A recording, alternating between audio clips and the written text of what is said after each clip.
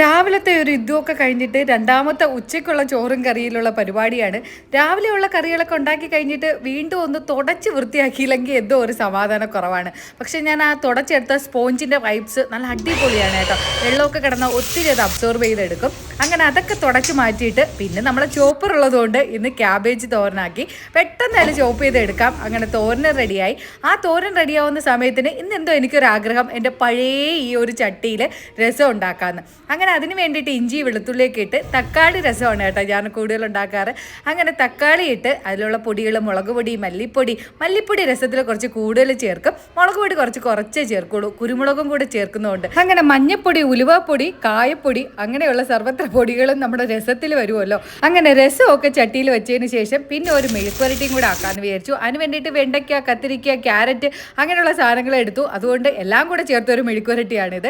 അങ്ങനെ ചോറും കറിയൊക്കെ റെഡിയാക്കി വെച്ചപ്പോൾ ഫ്രണ്ടിലുള്ള ചേച്ചി വന്ന് പറയുന്നു ബെഡ്ഷീറ്റും കൊണ്ട് ആൾ വന്നു, ഓടി വാ നമുക്ക് വാങ്ങാൻ നോക്കാമെന്ന്. അപ്പോൾ അവിടെ ചെന്നപ്പോൾ എനിക്കാണെങ്കിൽ ഈ ഹിന്ദി പറഞ്ഞ് ഒപ്പിക്കാനൊക്കെ പെടുന്ന പാട് ഭയങ്കര ബുദ്ധിമുട്ടായതുകൊണ്ട് ഞാൻ എന്നാലും ഒക്കെ ഒപ്പിച്ച് പറയും ഇതെങ്ങനെയാണ് ഡബിൾ ആണോ സിംഗിൾ ആണോ എന്നൊക്കെ ചോദിച്ചപ്പോൾ 2 പീസ് ഉണ്ട്, നമുക്ക് ഡബിൾ ആണോ സിംഗിൾ വേണമെങ്കിലും എടുക്കാം. പക്ഷേ ഈ ഇത്രയും നല്ല വലിയ ഒരു ബെഡ്ഷീറ്റിന് 150 രൂപയാണ് കേട്ടോ പറഞ്ഞത്. അപ്പോൾ എനിക്ക് കണ്ടിട്ട് കൊള്ളാമെന്ന് തോന്നി. അപ്പോൾ ഇനി നനച്ച് നോക്കുമ്പോൾ അറിയാം. പക്ഷേ നമ്മൾ അടുത്തുള്ള ചേച്ചിയൊക്കെ പറഞ്ഞത് നനച്ചിട്ടും കുഴപ്പമൊന്നുമില്ല, കളർന്നും പോകില്ല, ഒരുപാട് നാളുകൊണ്ട് വാങ്ങുന്നതാണെന്ന്. ആ ഒരു വിശ്വാസത്തിൽ 2-3 എണ്ണം വാങ്ങി.